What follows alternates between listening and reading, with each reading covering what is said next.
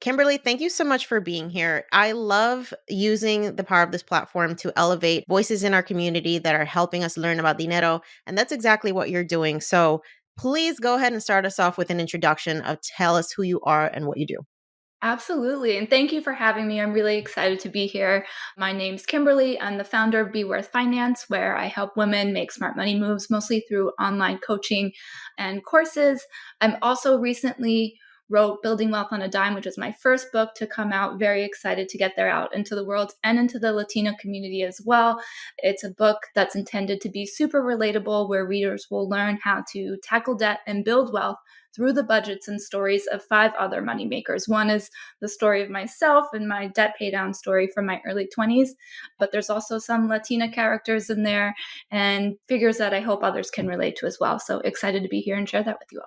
I absolutely love that. And I would love to know first and foremost, was this always a part of your plan? Like, did you always have a plan to be out here teaching mujeres about money? Or like, what's the origin story? Absolutely not. I think it's interesting being in the similar circle you are, how many people get into the personal finance teaching, coaching industry after overcoming their own financial struggles. And that was certainly the case with myself as well. In my early 20s, I really struggled with a lot of financial anxiety. I was the first on my mother's side to go to school, and dealing with student debt was really difficult for me, sort of figuring out how to make it on my own in my early 20s. And DC, one of the most expensive cities in America, still is. And that wasn't an easy process for me. I didn't go to school learning about finance. So, no, I had no plan earlier in my life to write a book teaching others about how they can improve their relationship with money, invest to build wealth. But it's funny the things that will come your way over the course of your life. And so when I started Beworth Finance, my company in 2019, I was still working full time in international development. That's what I actually went to school for. I had a background in economics, which is helpful, but I worked in that field up until recently for almost a decade. And so that's what I originally went to school for when I started Beworth Finance after overcoming my student debt, and thought, wow, there's really a need to have more relatable financial information out there, not just for the Latina community, but for women in general, is sort of a gap I really felt on my own financial journey. In starting Beworth Finance, I was too hesitant. I was too shy. I wasn't confident enough to share my own story. So I thought, I'll start this company. I'll have online courses. One, I don't need to be present for those all the time, which does have its benefits, right? I know you teach a lot of your following about creating these entrepreneurial streams of income that they don't have to be physically present for all the time. But for me, it wasn't coming from a point of convenience. It was coming from a point of I was too shy to share my own financial story. And so I started with online courses, even though I did really want to write a book. But I thought, what's my full-time job going to think about that? How am I going to promote the book? I didn't have a publisher. There were so many reasons I gave myself to not step into that. And so I led with the courses 3 years later, and I'm sure we'll get into that. Publisher actually came my way about the book, and I said, you know what? I'm ready now. I had been telling my story at that point for years, and the stars sort of aligned, and the opportunity came my way. It's amazing what happens when you start putting yourself out there. And that's the thing that I think a lot of people don't get. That's the hardest part, is just starting to show up for yourself and, opening yourself up to judgment and criticism and like, oh my God, what's my job going to say? Or what's my family going to say? Did you have any hesitations about putting your business out there? Did you wonder like, oh my God, what is my family going to say? Because I think a lot of Latino families are kind of like, why are you putting your business out there on the internet to Yeah. these strangers? It's funny. My family's always been very supportive, but I do think all of us can learn more about money at any given time. That's not unique to a particular community, I don't think. But there are members of my family that I was also thinking I would really love to help them on this front. They could really use this advice as I'm learning more. I want to be able to pass that on to them. And it's been interesting, despite their support, some still shy away from speaking to me directly about that. But all I can do is share my story and educational content that I provide. And it's interesting, the younger generation, I have a lot of younger cousins in their late teens and 20s. They're all about it. They're like, I want your book. Tell me how to build wealth. They're in school, so they're thinking about student loans and things like that. And so that's super exciting to see. Yeah, that's how the change happens, one person at a time. So I love that. Okay, let's talk about your money story. What are some of the biggest lessons that you learned about money, either positive or negative, as you were growing up? Yeah, so I think growing up, I was fortunate in that I think most of the learnings I had about money were positive. I didn't grow up in a household where there weren't fights about money or anything like that. So I'm always very grateful for that. What I learned from my parents is sort of each of them brought their own sort of advice to the table. My mother was one, she's the really savvy one, right? Like I was never allowed to shop at a mall. We were always going to like thrift stores or TJ Maxx. She's a Maxxinista, so am I to this day, not hating on it at all, but we always looked great. No one could tell. But as an adult, I can realize I remember getting in an argument with her because I wasn't allowed to shop at these stores at the mall because why spend more when you could spend less? My dad was the more entrepreneurial one. So he had a small business, and in his mind, and still to this day, it's always be the hardest working person in the room, first one in, last one out. And I think that's been the most interesting shift for me because while those hardworking values have obviously paid off in many areas of my life, I've learned to use time in a different way to my benefit when it comes to saving and investing and building wealth. Time can work in a totally different way where it's not this one-to-one relationship. I actually do still have a 9 to 5, and in addition to Beworth, I'm fortunate enough to enjoy both of those professions. Both are in the personal finance field, but there is a day where I plan to stop working a lot earlier because I don't want that one-to-one time to be what my life is about. I want to save and invest to be able to spend my money and do things that I enjoy. Absolutely. Time is the real currency, y'all. And I think once I understood that concept, and I'm just like, I can either use money to buy back my time, or I can just continue to waste the time that I'm using to earn this money and just stay on this treadmill where I think a lot of us have been conditioned to believe that retirement is a specific age or whatnot. And it's just like being introduced to the concepts of financial independence and wealth building. It's like, whoa. It's like you have unlocked the matrix. Absolutely, and the fact that retirement's a number, but it's not an age; it's a dollar amount. It's a certain level of savings or investments that you grow that you're able to live the life that you want, and that's going to look different for everybody, right? It's not we're all retiring at the same age to go. I don't know, move down to Florida and like an old person's condo community. That's not what I'm about. Yes, I agree. I'm like, I don't know what retirement means to some people, but for me, it's just having the ability to decide how you spend your time. If you want to have a side hustle that you work like 10 hours a week and it brings you joy, if you want to go and spend 6 months in an island somewhere and write a book, if you want to learn a new language, like it's just the freedom to do whatever the hell you want. Okay, so let's talk about your debt story because that's the origin of Be Worth Finance in general. So tell us, how much debt did you have? Where did it come from? And then let's talk through the process that you used to actually pay it off. My first experience with debt going through college, I had a combination of family support and scholarship. So I didn't have any debt from undergrad, which is amazing. I did have debt from grad school. That was sort of like, if you want to pursue that, that's on you. And I did in international development, which was my field prior to personal finance. You really need a master's degree to do a lot of that work. So that was important to me. And I decided to go to the school where I thought the program was the best, but it also happened to be very expensive at the new school. Great program, pretty pricey, private grad school in New York. And so when I moved to DC immediately after graduating, it was sort of like I didn't know what I was signing up for. And I think that's lots of people's experience with student debt and credit cards for that matter, that you're doing what you have to do. You're doing what you have to do to get to the next step in a lot of cases. And I assumed I would just figure it out. And I did, but I underestimated the emotional toll that that would take. I think a lot of people grow up and think they have to follow this particular path in life. I'm going to go to school. I'm going to get this high paying job. I'm going to find my partner, get married, have kids, whatever. And when that doesn't work out as planned, that can be jarring to a lot of people.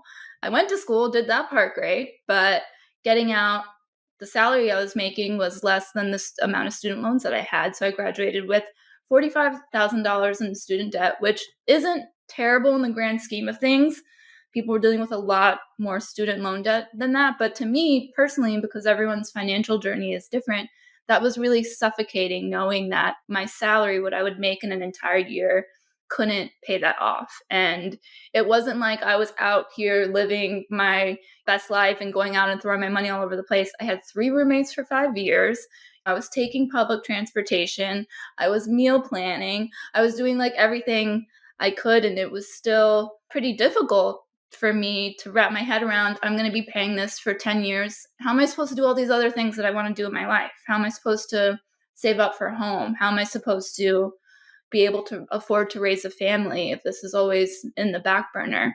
And so I took some time once my grace period ended to really understand and learn more about how compound interest worked. And that's when it started like clicking for me, like, oh, if I could pay this down faster, then I'll save myself almost $20,000 in interest, almost half the amount that I originally took out. And I was like, what? You're like, you got to be kidding me. So I started taking on extra jobs when I could, in addition to my 9 to 5.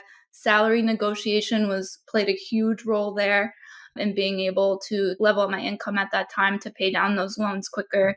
And ultimately, through that, I was actually able to pay down my debt in a little over 3 years. But it didn't happen overnight, and it took a lot of work to do. But I think the first part of that was really the educational piece that no one's really taught, of how that interest is going to grow over time and how that pay down schedule actually works, is set that light bulb off for me. Can you walk us through that process? Because I think a lot of people just definitely don't understand how you could end up in a situation where you're paying half of the total amount of money that you took out in interest. So, can you give us like a breakdown of how interest works essentially? Sure, yeah. And there are different types of loans, particularly when it comes to student loans. So, whether they're public federal loans or private loans, whether they're subsidized or not, where the government may be paying a portion of that interest while you're in school. I'll skip all those nuances and just skip to the part where you're entering repayment, right? Your grace period ends. And essentially, even though your payment, if you're on a, let's say, if you have federal loans and you're on a standard 10-year repayment plan, it's going to look like your payment is the same every month for all of those 10 years. But a portion of that payment, mine was $503.93. It's like ingrained into my brain. And I was taking home 2,000 something a month when I counted rent and everything. There wasn't a whole lot to play around with that. But even though your payment looks the same, a portion of that payment is going to the principal balance, which is the part that you actually took out, that loan that you signed up for, or that personal loan that you signed up for. But a big portion of that's actually going towards interest. And you have to pay down whatever interest is accruing first before you touch the principal. And so what that means is, early on in that 10-year example, for the first few years, the vast majority of the money you're paying is actually going towards interest, not what you actually owed. And so if you can make extra payments, then you get to chop down that principal balance faster. And so that's what I did. I used what's called the avalanche method, where you're taking your debts and you're ordering them based on the highest interest rate to the lowest interest rate that's going to save you the most money over time. And any extra money I had, I was just throwing it at that. But you want to make sure that that's applied to the principal balance and not a future payment, which also happens to people sometimes. So, is there a way to basically ask your loan servicer to apply the extra money that you're paying towards your principal? How would you go about doing that?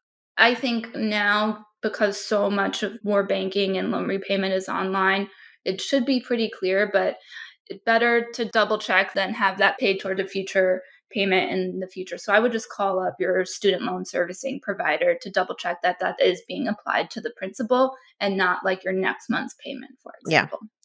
That's exactly what I was doing too. I started side hustling to pay off my student loan debt because it began to represent me having to stay in a corporate job. I'm like, the sooner that I get rid of this, the sooner I can go and do something with my life that doesn't revolve around just like a 9 to 5, 8 hour day, doing something that I really wasn't passionate about anymore. And so I think when I was first taking out the loans, I was of the mentality that a lot of people are, that it's just like, well, this is just a reality of life. We just take out loans and we're going to pay them back for the rest of our lives and whatever. And I was doing the minimum payment. And it wasn't until I was introduced to the concept of financial independence that I'm like, debt freedom is the first level of being able to opt out. And so I think making that switch too, to understand that, yeah, you can just stick with the debt forever, or you can be proactive about it and say, this is something that I'm going to actively work to get rid of so that I have more options. Yeah. And that's really interesting once you start learning more about it, actually, because it can be used as a tool to do other things in your life that you really do want to do. I think the part where it gets frustrating is if you're not informed about it or you don't understand how it works. Really wealthy people are using loans, various debt products as tools all the time to live their life, or people have very different feelings about getting a mortgage than they do student loans and credit cards, but you really just want to be informed about what you're getting into, so you could feel like you're in control of your financial future. Absolutely. So I want to ask you more about something that you mentioned that you used as a strategy for paying off your debt, which was salary negotiation. That's a huge thing, right? Job hopping, advocating for yourself when it comes to salary. I think it's something that also helped me a lot to increase my income while I was still in corporate. And I'm curious, did you job hop? Like, did you go to different employers or did you just stick with the same one and you were trying to move up that ladder? I did not. I'm one of the rare and the few, I think. I was with the same small business for almost a decade, which is really unusual, I think, for millennials and people our age. I did negotiate every single year.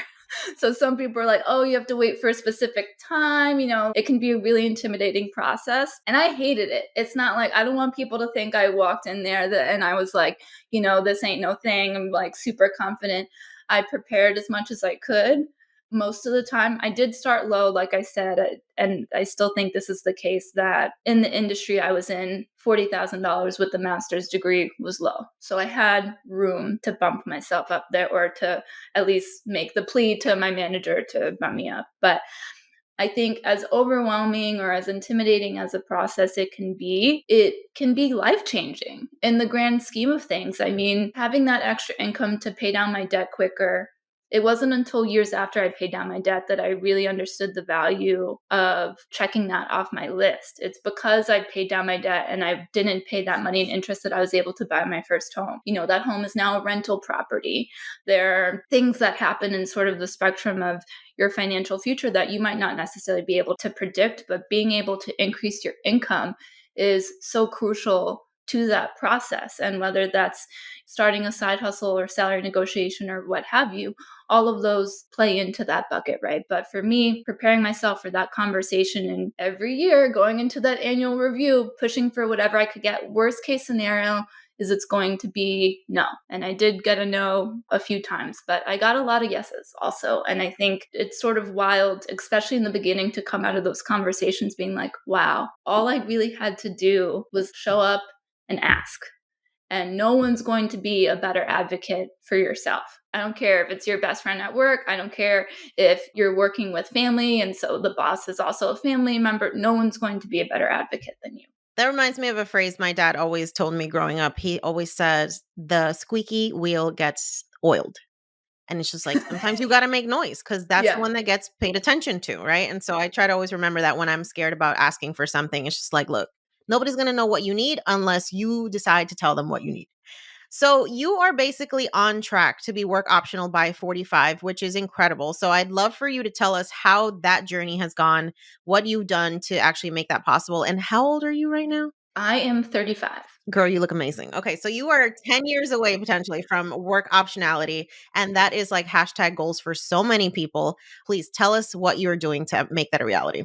Yeah, and I talk about it in my book also. I think in my book, Building Wealth on a Dime, which I'm sure we'll get to in a bit, I talk about these $6 million habits. And what they are is there are certain habits that I've adopted that I think have really influenced my wealth building journey more than any amount of debt I've ever made or any salary I've ever made, really adopting these traits. And one of them is starting small but dreaming big.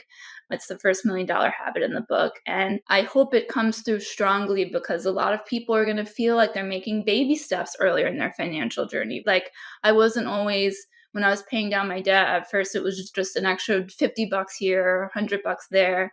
My financial position in my early 20s is very different from where I'm at now. So to answer your question, after I paid down my debt, I lived in that house with roommates for three roommates for 5 years, but I decided that I was going to do that because I wanted to own a place of my own. So I bought a condo in DC immediately after that. So there was no in between. I tend to do things sort of full tilt. So I went from living with three roommates to buying a condo of my own. Now I live with a partner, so turn that into a rental property. That's an additional source of income there. And I've invested heavily for the past, I really didn't get into it that much until probably after I bought my condo. So that was probably around 2017, 2018. It's around the same time I also started learning about the financial independence, retire early movement. And for me, it was just like, oh shit, that's possible. Like I had no idea. No one in my friends, no one in my family has really talked about money in general, let alone the fact that like, oh, you don't have to work till you're 65. And I thought, well, this is amazing. Like I didn't have any debt anymore. So it's like sort of up to me, right? I could spend all this money I'm making, or I could invest it and have it work harder for me. So I've kept up with pretty aggressive investment goals since then. I'm a big proponent of, yes, treat yourself, but I've tried to keep lifestyle inflation at a minimum. So lifestyle inflation is as you make more, people also tend to spend more. So I've tried to be reasonable with myself in that. Spend a little more on some things, but keep everything else at a base level so I can maintain these investment goals so I can become work optional. And I mentioned I still have a 9 to 5 as well. That's a big piece of that for me. I love the work I do with Beworth Finance, and there's some very active work I do there with my private coaching, but there's some passive income there through my online courses as well, and now hopefully my book.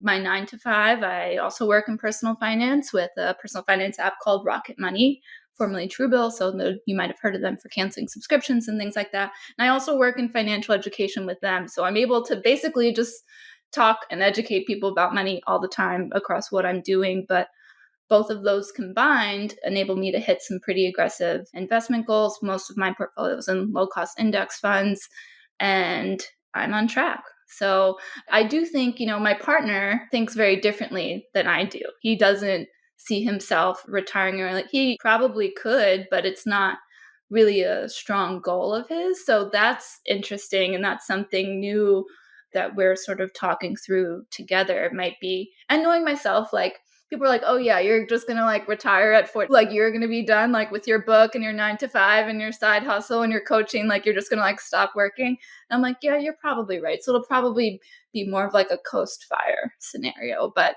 I just love the idea of that decision will be mine to make at that point. Absolutely. I love that. So, do you have plans to still live in the US, or do you plan to leave the United States? Because I know a lot of folks, when they're considering what post fire life looks like, America's not great from a fire perspective, especially when it comes to healthcare. So, I'm wondering what you're thinking there. Yeah, I think right now we would probably plan on staying. And I think part of that comes with compromise from my partner as well. We did take a vacation to Portugal last year, and I'm obsessed. So I don't know if we could work out like a part-time scenario. We're both pretty family orientated. And so I think right now the idea of staying in the US makes sense for us. To your point, it would probably be able to reach that number quicker if I was prepared to move out of the United States, but you have to do what feels right to you. Absolutely. Okay, so let's talk about your book. I think it's super rare still for Latinas to be authors in general, but especially about personal finance. I know you mentioned that because you put yourself out there, you're building this brand, you got reached out to by a publisher. Take us kind of behind the scenes of what that process looked like for you. Sure. So when I started Beworth in 2019, originally I was shy about sharing my story. That lasted all of like 4 months. I got over it real quick because I realized people don't want to talk to just a company. They don't care about the name. They want to know the story. They want to know the challenges. They want to know what's the real deal behind how someone got to where they are. And so I started sharing my story pretty quickly after that. And so I was just extremely fortunate. I'll never forget it because, again, it was like very full circle. The idea that I originally wanted to write a book when I started Beworth, but was too shy or scared or whatever to do it. The fact that 3 years later, I literally got an email in my inbox that said like book proposal. And I called my boyfriend. I was like, I don't even know if this is real. Like they want to have a call. I don't know if this is real. Because I was so like hyped up about the idea. And it was. And I shared my story. I can't remember if they found me through social media or maybe an article I was mentioned in, but they said, you have an amazing story. We really trying to get more Latina authors on this subject. and we'd love to have you write the book. Like, when can you do it? And me, I have no experience writing a book. I have no publishing background. I'm like, oh, like a year sounds great.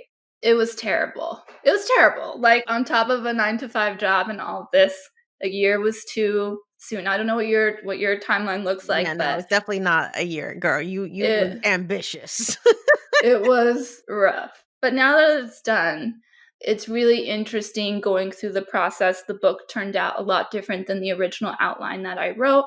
The publishing company made it clear that your story is great, but this isn't like a memoir. We don't want this to just be about your story. We want it to be something people are going to relate to. And I just thought, well, I really want to make it about people then. Like, I want it to be an actual book with like storylines and characters and budgets, and not just the finances, but what are the relationships these people are sort of navigating? What are the emotions that they're going through? Because when people do talk about money, it's never like, oh, compound interest this and this debt pay down schedule. And no one's out here talking about like their investments on the day to day. You're talking about like, how can I go on vacation with my family? How can I pay for childcare? How can I afford to just go out and have a good time with my friends while I'm like saddled with this debt because I ran up a credit card or whatever? Like, those are the things that people are actually going through. And so that's what the book became about. And it was also a way for me, I've always been education for the masses. I haven't necessarily always focused on the Latina community, which is a cause that's near and dear to my heart as a Latina myself. That's my mother's side. But I thought, oh, this is my chance to really dive into that as well. So not just my story, but the story of Tanya in the book, who's from Chicago, is a first generation American Latina from the Dominican Republic, and sort of the struggles she's going through and how she overcomes those to see if she can reach her fire number and build wealth and pass that on generationally. So it was really my chance to like dive deep into these sort of emotional plays and nuances that people deal with in everyday life. Yeah, money is super emotional. And that's the thing, I've done so much work on mindset and now I help my clients with the same. And I think time and time again, that's the thing that stops us more than anything, right? It's like you have to first believe that you are worthy of building wealth before you can actually start taking steps to create that, right? And so I'm curious, what's the biggest thing you've learned about yourself in this process? In the process of writing the book, or like my whole Just financial your journey? financial journey in general. I think you sort of hit the nail on the head there. Like, the possibilities, the opportunities are there to be taken advantage of, but you have to know what they are first. And I didn't know how easy it could be to invest.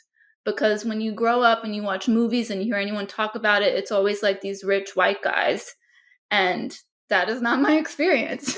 And so, like, really learning how easy and possible that is to do. And that's not linked to the amount of money you make necessarily. Yes, there are very real barriers that a lot of people don't have the spare income to invest. So I'm not disregarding that. But there are also things like advancements in technology have made it incredibly easy for us to invest through online platforms, through an app in your phone to keep track of all of those things, that the onus is really on all of us to learn as much as we can. And then as you are able to take advantage of those opportunities, that's when you do that. So much of what I learned when it comes to personal finance, I learned years before I could actually do it, because I didn't have the income, because I was paying down my debt, because I had a dental surgery that popped up out of nowhere that I needed to pay for. Like, there are things that you might not be able to put everything into action as soon as you want, but that doesn't mean you can't get there eventually. And it all starts with foundational learning, right? So reading books like yours, Building Wealth on a Dime. Tell us where we can get a copy and also tell us where folks can find you on the internet, be able to work with you, sign up for your programs and all that. Sure. Yeah. Building Wealth on a Dime. So excited to finally have it out there in the universe. It's available everywhere, you guys. It's on Amazon, Barnes and Noble, Target. If you want to order it through your local bookstore, if you prefer shopping smaller independent bookstores, you can likely do that directly through them. Or there's a link on my website, beworthfinance.com, where you can find all the places it's available. If you click IndieBound, that's where you'll be able to find a local bookstore near you. As far as other services that I offer private coaching. I'm working with a cohort right now, so I usually only do that once a year, but there's a wait list if you feel like you want that one-on-one attention. I also offer online courses and workshops that you could find on my site as well. So that's beworthfinance.com. I like what you said earlier, Janice, about feeling worthy. That's actually where the name for Beworth Finance came about. And so beworthfinance.com, you can find all my services there. And I'd love for people to follow me on Instagram. I'm all over the social media platforms, but that's my favorite one. So you could find me at Beworth Finance there as well. I love it. And we'll make sure to link all of those resources in the episode show notes. So make sure you guys check out the description and please get a copy of Kimberly's book, Building Wealth on a Dime. We need to support Latina authors in all spaces, but especially in these money conversations, because these are tools that other communities have been using for generations in order to build wealth. And there is no reason why we cannot do the exact same thing. So, on behalf of my community, Kimberly, I just want to say thank you for showing up and for serving our community, because we need so many more people who step up to the plate and say, I'm not just going to hoard all this information that I have acquired for myself. I'm going to share it, because that's when real change starts to happen. Thank you, absolutely. And I hope your audience gets a chance to check out the book, and I hope it ends up in libraries as well. Something I think about the fact that we have the ability through your podcast also, there are free resources out there that people can use to learn more about money. So thank you for having me on the show and sharing. Thank you so much for being here.